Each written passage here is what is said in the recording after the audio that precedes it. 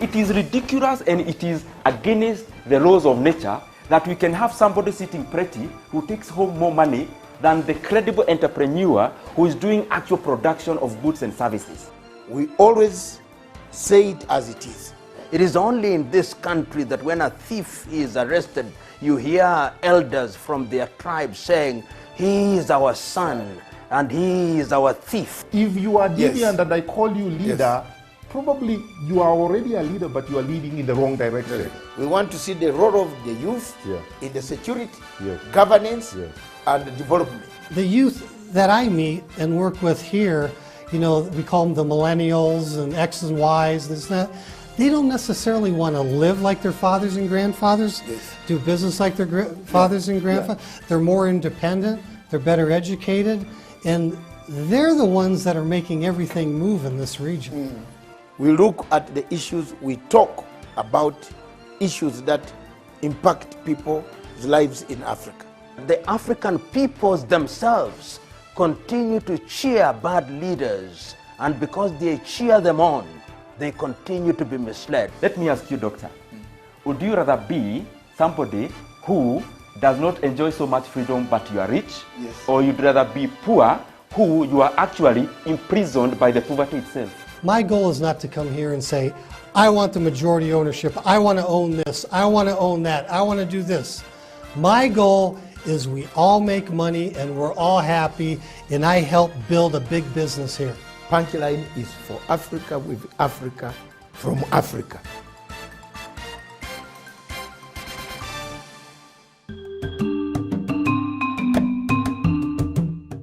The government of Kenya is keen on the development of social economic infrastructure to support the realization of the Big Four Agenda and Vision 2030. The ambitious infrastructure projects are aimed at opening up the country for business and bolster productivity, particularly in the agricultural, manufacturing and the service industry, as this would bolster employment opportunities. Part of these critical infrastructure projects include the ongoing 27-kilometer expressway linking Nairobi's Jomo Kenyatta International Airport and Nairobi's Westlands. Upon completion, the expressway will exponentially reduce travel times within Nairobi and thus help the country save man-hours, which is being lost in the traffic jams on a daily basis. The Lake Victoria Port Modernization Project to increase cargo handling capacity of the port and to increase Kenya's bilateral and multilateral trading within the region.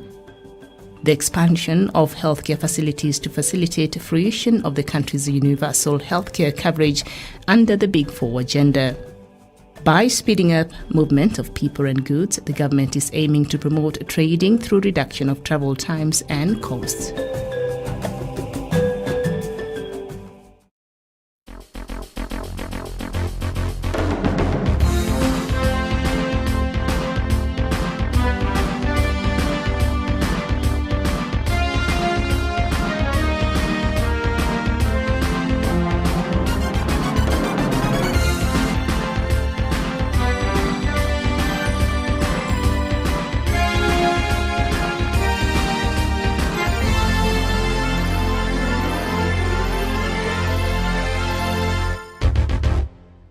Very good morning to you, and thank you so much for joining us this morning. My name is Miriam Mugutu, and the show is Good Morning Africa. Good afternoon, good evening, depending on where you're tuned in across the globe. And on this show, as we usually do, we go through the three leading newspapers here in the country, and I'll have a panelist to help me go through that.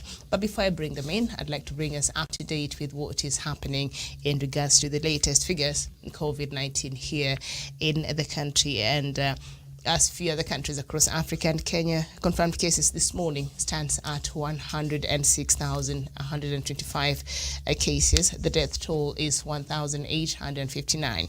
Recovery so far is 86,717 cases. Uganda, 40,367 cases. The death toll so far in Uganda is 334. And recoveries is 14,989. Zimbabwe, 36,115 cases. The death toll in Zimbabwe is 1,468. Recovery so far is 32,905 cases there. And then we move to, of course, the cases in South Africa have surpassed 1.5 million cases. Then the total cases in Africa is at 3,038,725 cases. The death toll in the continent is 101,900. Recoveries is 2,605,225. Global statistics have surpassed 114.9 million cases, actually nearing 115 cases. Perhaps it will top that by the end of today. And the global death right now stands at 2,550,296. Global recoveries is 90,720,332. I'm still stuck that over 2.5 million people have died. That's a lot of people that have lost their lives through COVID-19 indeed. That is not very good. All right, so I'm joined this morning by Jevan Karanja, all the way from Nanyuki. Jevan, a very good morning to you. A very good morning to you, Miriam, and good morning to our viewers wherever they are watching us from.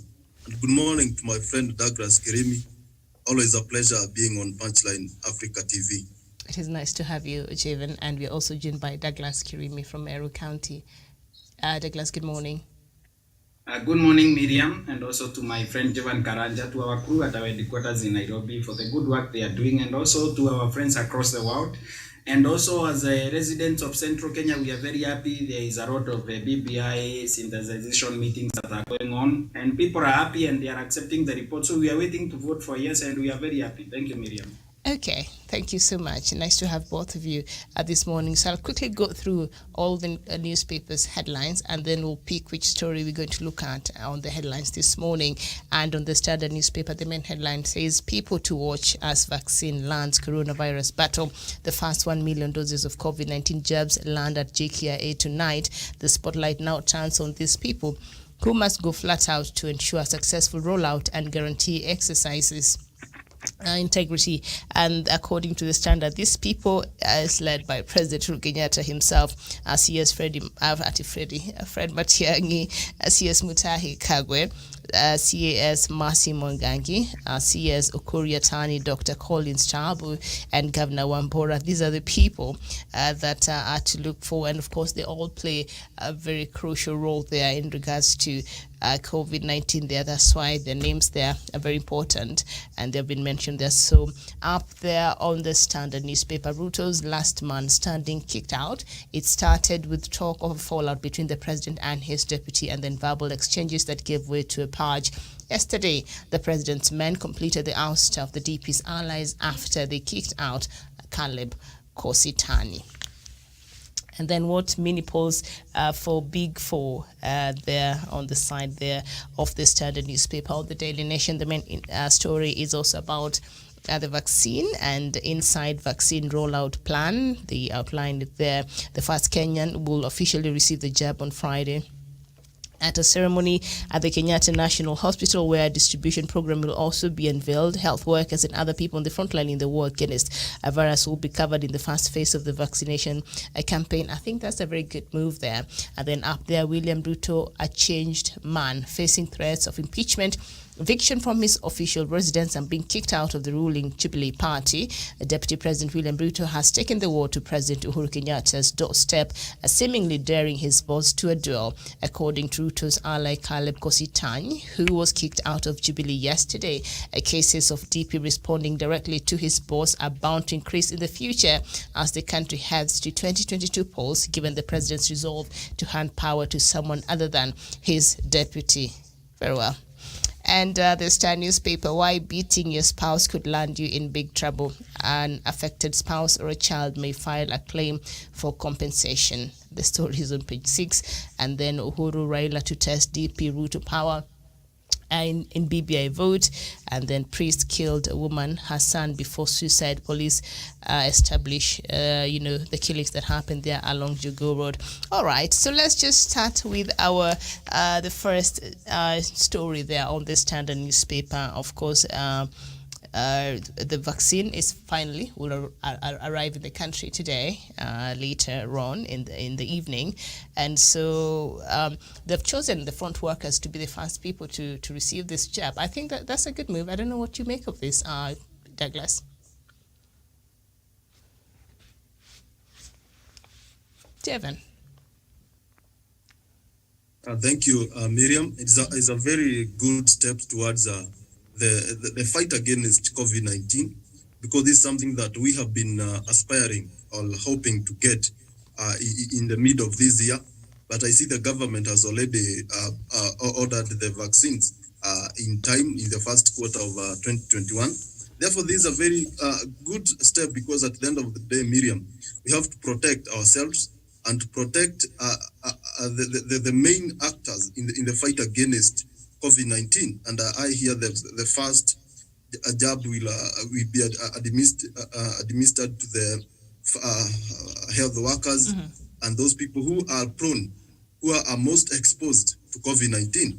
And that will go a very big step in curbing the spread and to ensure that business goes back to normal. Because, Miriam, when you have the vaccine, it is almost equal to your body having the immunity to fight the disease in any a case that you end up encountering the virus. Therefore, that is a very good step. And I hope in future, Miriam, we'll be having this vaccine given to our children as other vaccines, like other immunization, to be part of immunization programs, so that maybe our kids will be getting these vaccines in hospital when they are very young, so that to protect and to give their body the passive resistance and immunity to such kind of viruses in future. Because, Miriam, we see when we were young, we are given a virus. I don't know whether it's these vaccinations. Measles, those vaccines. And they do a very great job, because at the end of the day, some of those diseases today, if you are infected, your body has its own mechanisms to fight the disease. Therefore, I hope in future all Kenyans will be able to get the vaccines. But I don't know whether it is mandatory. That is a question that I need to know, because maybe some Kenyans are resistant, because some of the stories that I'm getting out here, some Kenyans are not willing to get the vaccine. I think the government should do awareness and advocacy to ensure that all Kenyans will see the need of getting these vaccines. Thank you. Thank you so much. Yes, indeed. It's some good news there, Douglas, but the plan is to start with the frontline workers. They're the right people to start, being given this vaccine. Yes, Miriam. And also, it is a good example and also a lesson to our distractors and also people that keep undermining the government of President Uhuru Kenyatta, to see that the president has been on the front line in the fight against COVID-19. He has shown great leadership skills and also stood for the people of Kenya when they needed him most. He has been able to now bring the vaccine in the country. He has been able to bring ahead of many African countries the vaccine in the country. So when people receive the jab from Friday, our frontline workers who we have lost, and also a lot of people have been paid, because these are people that have given their call to saving lives and also serving humanity. It is going to help us curb the COVID-19 health emergency. And remember, Miriam, this is not a man-made problem that was specifically sent to Kenya. It is a worldwide problem. People are battling it in the US and all over. So I wish to thank the president and also his government for this show of leadership, and also to our frontline health workers who have been able to withstand the effects of COVID-19 and also the threat of COVID-19 from wiping them away from the face of the earth, to also give their lives to save the lives of many Kenyans. We have performed well in terms of COVID-19 response, and as a country, I wish that we can now be able to secure more jobs for the rest of our populations, so that, Miriam, we don't have cases where a wife to a governor or a PA to a governor is going to Kenyatta Hospital to get the job, whereas there is a frontline worker in Mandera that needs that job, Miriam. We don't want to hear that a special breed of politicians, like the way the COVID-19 money happened, so that we don't want to hear there is a scandal about this vaccine. Remember, there was a problem in a number of states in Nigeria. Before the citizens in America were given an opportunity to receive a jab, a wife to a governor and went to the US to receive the jab there.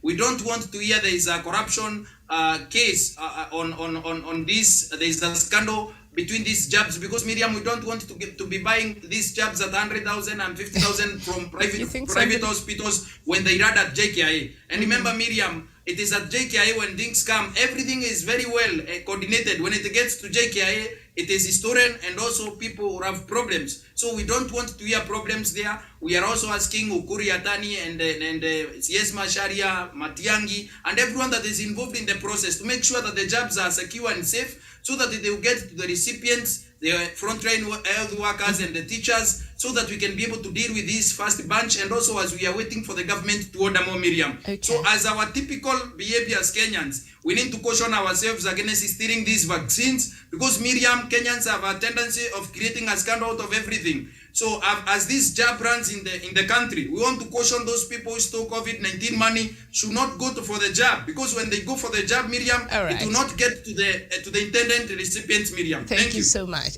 No, I know, but it's not all Kenyans. You know, a lot of these people, they still there. Not all of us benefit. So we're not going to take a fall for all of them. It's just a few individuals with very bad behavior there that are really, like, you reminded me of that case of the COVID donations we received from Jack Ma that reportedly disappeared from the JKIA. So you're saying we hope that the vaccines will go where they're supposed to go. And Nairobi is supposed to receive 138,000 vaccines. Nakuru 54,000, Kisumu 54,000, Eldoret 51,000. Mombasa 42,000, Kakamega 42,000, Garissa 21,000, Meru 21,000, and Nyeri 18,000. And in the first phase, about 1.25 million vaccines will be rolled out. And in the second phase, which is scheduled to start in July, we'll be at 9.76 million. So now by then we'll have more vaccines, because, you know, right now it is a very prized commodity and getting it is a problem. So I think even just getting what we've gotten right now, I think that's a big kudos to the government. So I think by July, there are a lot of other companies who have been able to manufacture, and the urgency, would have eased up, so we'll be able to get more. So in July, we expect about 9.76 million, vaccines, and then the phase 3, that is in July 2022. 9.8 million. So while we prepare to go to our elections, we'll be all be vaccinated. So we shall be king there, very healthy, I suppose. All right.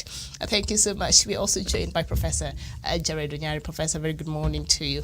Good morning, Miriam, Chairman, and Douglas, and the rest of our viewers. All right, so we were just looking at that main headline on the Standard newspaper. The vaccine is here, and the government is saying the frontline workers will be the priority right now. And I'm being asked if you could adjust your headroom.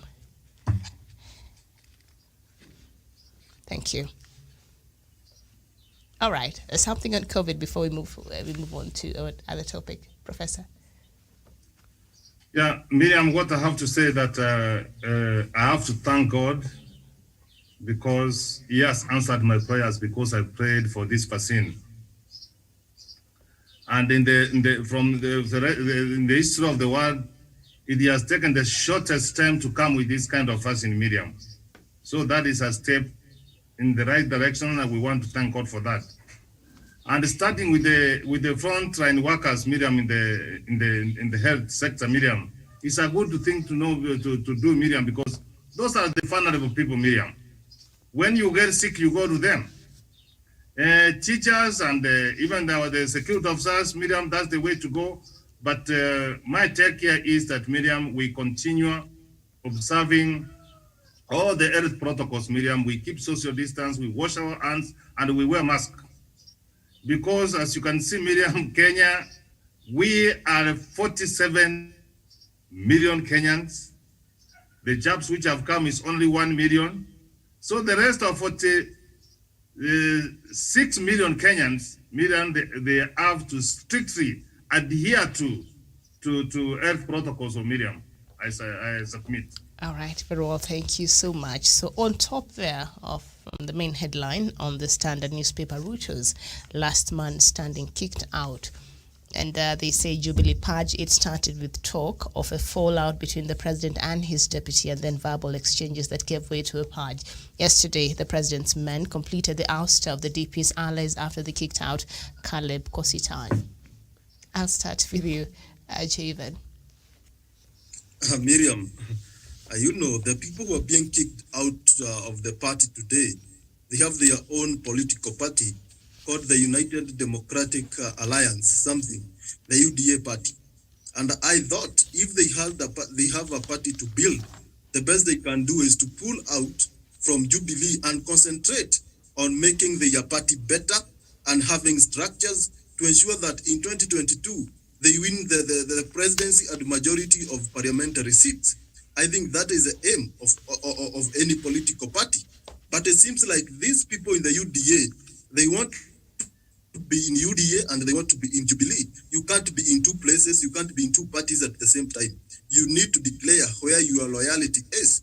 And therefore, I think that was a wise decision, so that in the Jubilee party, they have a party of members who are aligned with the agenda of the Jubilee party, people who read from the same script with the President Uhuru Kenyatta, so that this confusion and pull and push that we experience in Jubilee party might come to an end. And I thank the Jubilee leadership, and we expect, Miriam, and I don't know why the Jubilee party, the NEC and the other executive bodies in the party are waiting. We have senators who have defiled the party, who are championing, nominated, and members of parliament who are nominated, and they are going around the country championing for agenda of UDA party. We have seen even elected members of parliament wearing the capes, t-shirts of the UDA party. Therefore, it is high time, not only Caleb Kositany, all these people who have shown that they are in UDA party or any other party, it is their time also to go through the chopping board, so that they can go and concentrate with their UDA party. I have seen, I've heard Jubilee Vice Chair David Murathe saying that was just the beginning. A number of them will follow suit. Therefore, I expect them to go and concentrate with the UDA party, because you can't be the monthly contribution that they make to the party, Jubilee party. Those members of parliament who are aligned to the UDA party, they ask the party secretary general half of the money to be channeled to the UDA party. Therefore, these people are determined to go out there, and I hope that if they can, I wish they can be courageous enough and to go and concentrate with the UDA party and to leave the business of Jubilee to those people who are aligned and read from the same script with President Uhuru Kenyatta. Mm-hmm. And the new Deputy Secretary General, Joshua Kutunyi, he is a man who I have seen in several occasions supporting the agenda of Jubilee government. He has gone out there, and he comes from the backyard of Deputy President William Ruto, but he has come out and he has worked very well to ensure that the legacy of President Uhuru Kenyatta is protected, is secured, and it reaches to all corners of this country. Therefore, I wish that he works well to ensure that the agenda of Jubilee Party is achieved. Thank you. Right. Thank you so much. And I was watching Kositany yesterday in one of the leading television stations here during the prime time. He had an interview there, and he was saying, Jubilee right now is not very democratic. They don't allow for divergence of views. But what is happening right now in Jubilee Party, you can't see that except for Aisha Juma in ODM. Like, you want to form a party within a party, and then you stop funding even the contribution that you're making in your party. Now it's being directed elsewhere in another party. But you still insist on being in this party. I don't understand that. Douglas. Miriam, I've said before that these people have broken the law, and the rule of law is the rule of law. You cannot pretend to be riding on a loophole, saying that there is a loophole. There is no loophole. Murathe, the vice chairman of Jubilee, has said that the party has no links with the parties that they have been talking about and all that. That these people no longer champion the ideals and activities of Jubilee Party, and also the stand of the party is out there in the public. It is in open, and everyone knows, as I know, that these people have formed a party called UDA, and they are champions of UDA party. And Miriam, if you are a champion of UDA party, you need to resign from the ruling party and go to that party. And the rule of law is the rule of law. If these people have now gone ahead and decided that Miriam, this time they are adherents of the UDA party, they need to go and stick to that UDA party. Caleb Kositany being removed from Jubilee is the right step that was supposed to happen as fast as yesterday. And also now the next big victim in Jubilee party is Dr. William Ruto, the Vice President of the Republic of Kenya. Removing Dr. William Ruto from Jubilee party is not an injustice to anyone. It is justice to his demeanor, and also for his own defiance to the ideals of the party. We have seen William Ruto campaign for people who are aligned to UDA party. We have seen William Ruto defy the party leader, and as if William Ruto has not read the Jubilee Party manifesto or constitution, Miriam. At the end of the day, William Ruto stopped promoting the party that sent him to the Harambee Annex and also to the Asras mansion in Karen, and also continues up to this date to champion his own agenda to be president of the Republic of Kenya. So Miriam, for these people to be removed from Jubilee party, this is what I have been saying. And the next step after removing William Ruto, he should not be given time to breathe. He should be removed from the party and immediately be impeached as the deputy president of the Republic of Kenya. Miriam, every person of goodwill across the world would want a deputy that works for them, a deputy that promotes their ideals. We saw Mike Pence of the USA, of the US when he was serving with Donald Trump. We saw Mike Pence try to concentrate and also put his energies in Congress to push for the agenda of the Trump administration. We never saw him defy Biden, Trump. At the end of the day, Miriam, we have had people who served by very rogue presidents like Zuma in South Africa. Cyril Ramaphosa never opposed Zuma in public. Maybe if he worked something, he worked it behind the scenes. But on this one, I support the Jubilee Party. I'll keep supporting Jubilee Party to expel the deputy president from the party, remove him from the deputy party's position, and impeach him immediately, Miriam. He should be impeached so that he can continue his ideals in UDA. Thank you, Miriam. All right, very well. So Mr. Murathe, who had given a warning last week over Jubilee members campaigning for the UDA candidate in those by-elections that are happening. He said it was unlawful for the Tanga MPs to propagate the interest of another party and still claim to be in Jubilee Party.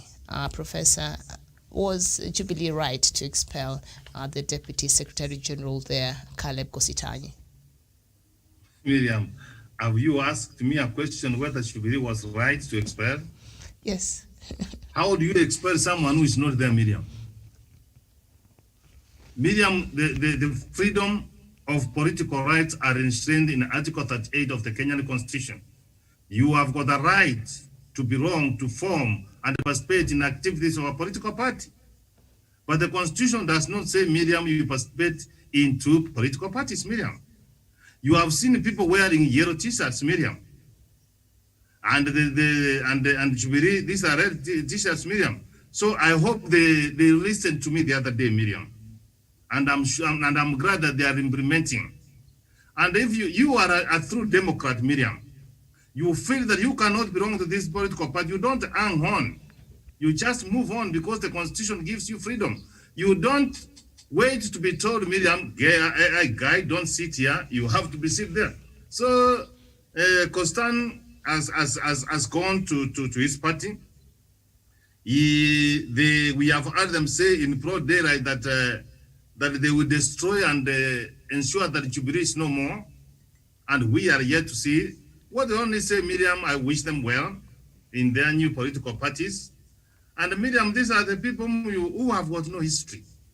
You know, I don't know who is this Kostan. In fact, I just came to find clear that he was a deputy secretary general for government. I have got no political history in the history of this country, Miriam.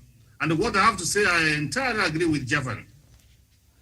A political party, Miriam, sponsors you, either as a president, either as a deputy president, either as a governor, a senator, a member of parliament, or a member of county assembly. Mm-hmm. All right. But well, seems to have suffered from a technical hitch there from Professor. We are joined also by Musa Abdi Haji. Musa, very good morning to you. Morning, Miriam. How are you? Good. Nice to see you this morning. And so yesterday, Caleb Kositany, MP for Soy, was removed as the Deputy Secretary General of Jubilee Party. And I saw an interview Miriam? he was doing. Yes. Sorry, we had a problem with your connection. Are you back? Are we back? All right, okay, go ahead. And then I'll go to Musa. I was saying that, Miriam, that a political party sponsors you from all the offices I've named, from the president, deputy president, governor, senator, member of parliament, and member of the county assembly. And if you don't want to belong to a political party, Miriam, the constitution gives you also to be an independent candidate. So, Miriam, the deputy president and this Tanga movement, Miriam, if they are moved out from Kano, it goes without saying, Miriam, you lose all those positions. And that's why I am in agreement with the Douglas that we should move, Jubilee as a party should move and strip the deputy president as a deputy party leader. And eventually he will lose his office as a deputy president for the Republic of Kenya. I submit. All right, thank you so much. All right, Musa, just take it up from there. Was Jubilee Party right to remove its Deputy Secretary General, Kositany? Miriam, thank you so much for giving me the opportunity. I will go direct to the point, Miriam. I don't understand party politics in Kenya, Miriam. I don't know why party politics in Kenya is very active when it is nearing election time, Miriam. It's only in Kenya where political participation only means registration to vote, campaigning, and voting for a preferred candidate. We don't go beyond that. So, and when some of these reforms are being done by some political parties, which I will say they are really trying, like Jubilee, they are not that strong, they don't have structures. But when such kind of issues are being brought forward, disciplinary issues, which is really confounded, the evidence are very, very the same, Miriam. The evidence are well put that this was someone who was campaigning for another party. That is well put out, Miriam, and there is no way, some sense of deniability can be brought in. So for Caleb Kositany, I don't know the guy, I don't understand his ideologies, but the one thing I will say, Miriam, there is party politics, there is loyalty, and there is working for the office which you are given. So Caleb Kositany is in 3 positions. He is the party official, first of all. He vied on the party and won using the party. Third, he is now campaigning for another party. So from the point of view, I may not see it as intimidation, but this is a big blow. Big blow to party democracy in Kenya, Miriam. We are so, I don't know why all these shiftings could not be done, back in the time of when things were good. We really tend to politicize everything, and we politicized even the leadership of political parties here and there, Miriam. Look at how unstable we are. Parties have been changing their names, parties have been changing their symbols. Some are, like now the UDA is the formerly PDR, People's Democratic, I don't know what, this party where my senator vied using. So all these are the culmination of where do we really want to go, as long as we want to establish parties, the ideologies, parties, principles, and objectives. So it's a big question, not only for Jubilee, it's a big question for ODM, it's a big question for NARC Kenya, it's a big question for Ford Kenya, Miriam, it's a question for KANU Party, because these are some of the things we saw. You remember very well the Men in Black saga, Miriam, at Kasarani, when ODM was conducting its elections and things went sour, when some of the officials were not really satisfied with the leadership which was going to be installed in place. So these are some of the things. Kenyans are very good at forgetting, but look at our history. We remember the 1997, Miriam, the night of the long knives, when Moi just stepped into KANU's delegation Congress and done away with the likes of George Saitoti from party leadership without their knowledge. So what Jubilee is doing is something which is very well per their constitution, very agreed. But now the question we should be asking ourselves, Miriam, for how long is this going to continue? Because for any countries to be determined on how its democracy and governance is good, they look at their political parties. They look at their political parties structure. I've always talked about ANC, Miriam, because by the fact it is the oldest party in the continent, it has also one of the best structures put in place. It has diversified. And when you look at some of the leadership in ANC, most of them are non-political, Miriam. The people who are installed as ANC, committee members and secretariat, these are people who are full-time bureaucrats. They work for the party, they dedicate their loyalty and time to the party. But now coming to Kenya, political rejectees are the ones who are given this position of political party leadership and political party positions, Miriam. And so these are some of the challenges I know as far as political parties and registrar of political parties is concerned. These are some of the things we see also it is posing a constitutional crisis. Now, the other day, Jubilee Party fired the likes of Senator Naomi Wako and Millicent Omanga from the party on their nomination basis. But they went to court to interject and to seek for court order. Now, we are not getting any clarity here, Miriam. A victim is using a court as a place of vanquishing his loss. The same happens to when the loser is vanquished. It's a very confusing factor, and I will not be shocked even to see Caleb Kositanyi moving the same factor to court. So are we really seeing much interference from the court on party democracy or political parties' Act of 2011 or any supportive constitutional provision? Is it really weak in terms of the structures being given and how the law is outlined? We have a problem in this, Miriam. All right. Thank you so much. And they did move to the Political Parties Dispute Tribunal there to try to have them back. So in line with that, of course, you brought up those names, and I see some part of the story is mentioned in this story.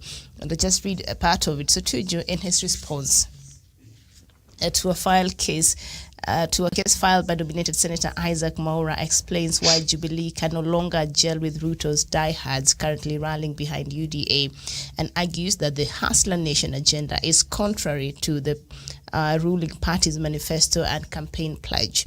Jubilee expelled Mr. Mwaura over his association with UDA. According to Tuju, Mwaura had publicly supported the new outfit and had been campaigning for a different agenda from Jubilee's manifesto and the Building Bridges initiative. So I urge this honorable tribunal to take judicial notice of the fact that the Hustler Nation is a platform publicly propagated by the UDA in opposition to the Building Bridges initiative, which is a national unity project initiated by the First Respondent Party leader towards achievement of the First Respondents Manifesto. According to Tuju, hustler means fraud, and therefore anyone associating Jubilee with the term brings shame to the ruling party. In order to support his claim, Tuju went ahead to explain the different meanings of the name from Oxford Learner's Dictionary, Cambridge Dictionary, Collins Dictionary, and Merriam-Webster Dictionary. He concluded that a hustler was one who obtains money by fraud and who lures the less skillful players into competing at a gambling game. And I'm therefore aware that the UDA Hustler Nation agenda is fraud on the First Respondents Jubilee Manifesto and Service Delivery agenda. I'm aware that by adopting the UDA Hustler Nation agenda, the glaringly abandoned the complainant, glaringly abandoned the First Respondents agenda, opposing the First Respondents Manifesto and Service Delivery agenda. Tuju replied through a lawyer, Joaquim Mboche. So he's saying you are proper, because the case is in the party's tribunal there, as I mentioned, and so he had to go there as the Jubilee Secretary General to go and answer to some of these things through his lawyer, and he said whatever the Hustler Nation is supporting is totally, on the opposite of what Jubilee Party stands for. And he went there and he gave the definition of what the hustler means according to the dictionary, and we know it's not very good there. So does of course, I don't know, what do you make of this? Will that convince the party's tribunal dispute to uphold the expulsion of these members from Jubilee Party? Jeevan. Okay, thank you, Miriam, for that. And the first thing the parties need to do, they need to be very strict. They need to have established their agenda and their constitution to ensure that any member of the party who goes contrary to that, they will be disciplined severely so that they cannot misbehave in future. But the problem with our parties is that sometimes they are so lenient. They give you a room to do all the manner of things, and at the last minute, that is when they come for you. And you wonder, where were they when these people started misbehaving after 2017 general election? Now we are in 2021, 1 year to the general election. These people have been given room to go and consolidate their party, to consolidate their hustle narrative without any action being taken. Therefore, I also see that the party leadership, not only in Jubilee, but across other political parties in this country, we have not yet come up with the structures to ensure that we have political parties that champion for the interest of the people, and parties that can be, party that have the respect, that can command respect from its members. That is why you see the likes of Isaac Mwaura misbehaving, because they know at the end of the day, there's nothing much will happen to them. It's like they held the party on hostage. It's like they blackmailed the party leadership. They called them into action, but nothing much is happening. Therefore, I feel like the political parties under the political party tribunal and the executive and the leadership, they should sit down and ensure that any members who shows the slightest signs that he is supporting any other political party, they are shown the door as early as possible to avoid these pull and push. Because at the end of the day, Miriam, the time we are running short of time before the Jubilee mandate comes to an end. Therefore, even if they are disciplined now, they will have more powers to continue. They will have wings to go out there and try to intimidate the party from outside or using their spies from inside. Therefore, I feel like these people should have been dealt with since day one. But Miriam, where we are, they also need to be disciplined so that they will not take these misbehaviors to their next party. And they have a party called the UDA party, and I think that is party that is taking all the indisciplined members. When you look at the Aisha Jumwa, he has sidelined his ODM party. He has run to the UDA. When you look at the like of Bobni Halwale of Ford Kenya and so on, this party, UDA, is a party of all the party people who misbehaves in other parties. They run to UDA. Therefore, I wish that these members are shown the door as early as possible. But doing that, Miriam, you know, the party tribunal might also curtail the decision made by the Secretary General. Therefore, I think they should work in coordination and ensure that these people, the only channel where they be given an ear to be listened, to go to the tribunal and to take their claims. But at the end of the day, the party has its own power to send them packing. I think that is the power that they need to use so that these members can go out there and avoid. You know, Miriam, what they are saying, and you have said it, they want to destroy the party. And they said that if we leave Jubilee Party, we will not leave it the same. We will leave it as a shell of what it used to be in 2017. Therefore, these people are determined to destroy Jubilee Party because they have somewhere to run into. Therefore, they need to be disciplined and shown the door. And all people who misbehave in other parties, whether it's ODM, the likes of Aisha Jumwa, what are they doing in these parties? Therefore, at the end of the day, the leadership of this party is the reason why our parties are not strong.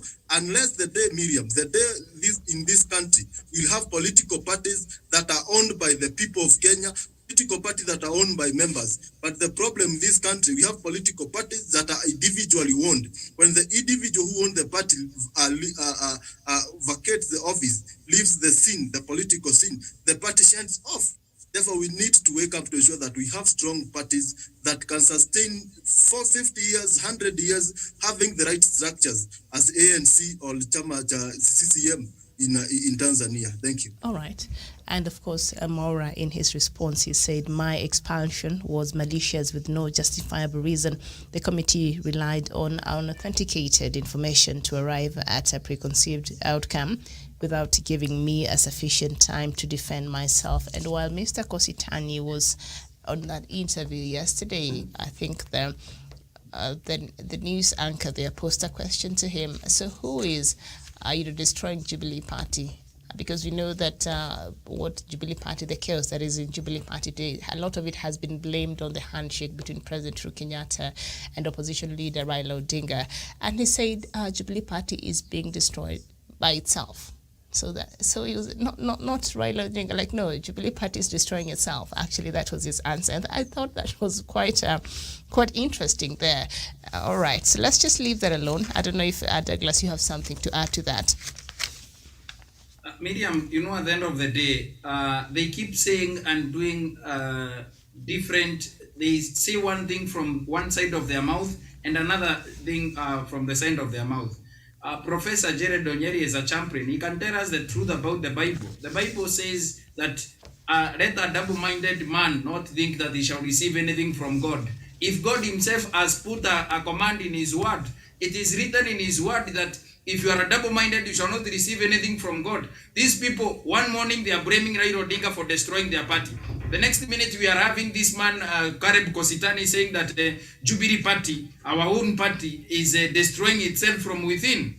William Ruto, when he picks the microphone, who pays Caleb Kositany and others to keep insulting Raila and also His Excellency President Uhuru Kenyatta, they will say, now it is our opportunity to regain our party and also gain our country after Raila came to Jubilee to destroy our agenda. What is wrong with these people? One morning, Jubilee is destroying itself. In the afternoon, it's being destroyed by Raila. In the afternoon, they are blaming the handshake. So at the end of the day, Miriam, we are being treated to a lot of confusion by this group of people who no longer support the ideals and also the activities of Jubilee Party. They have an ideology that they follow for the UDA Party. Jubilee Party has never supported the Wheelbarrow-nomics that they keep flying around to outwink poor, the Oroi masses of this country. And also, Miriam, we need to demystify the issue of DP William Ruto saying that government projects, there is nothing that is going on in the government because Raila came together and shook hands with the President Uhuru Kenyatta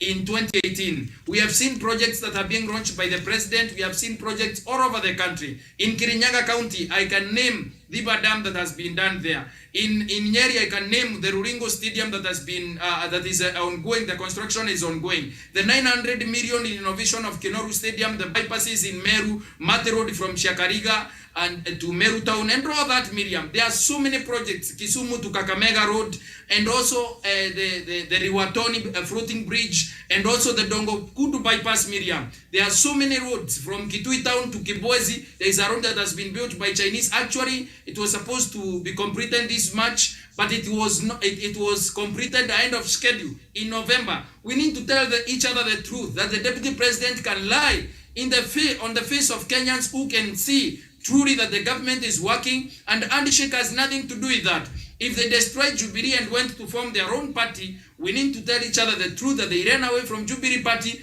and it's high time.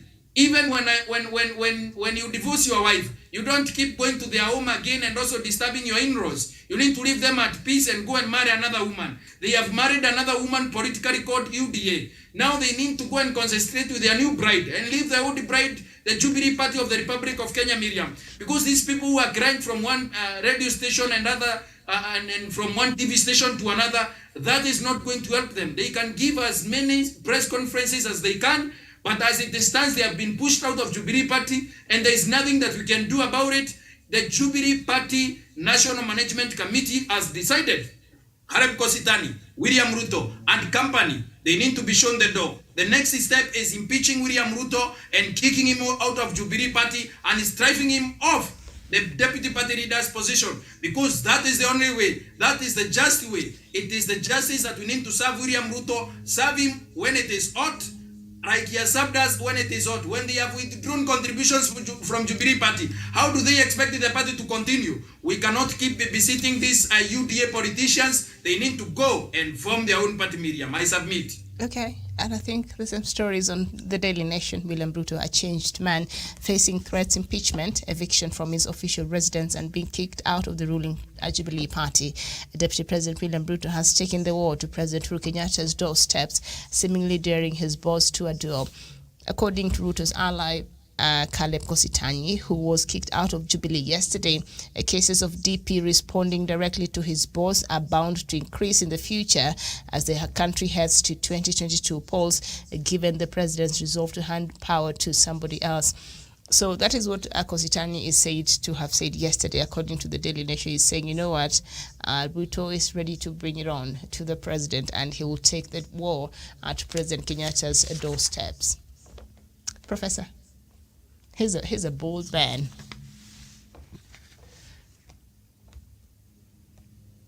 All right, Musa. Hello, can you hear me? Go ahead. Yeah, Miriam, history tells me that those who decided to disobey and show disrespect to their seniors, their bosses, Miriam, you don't go far.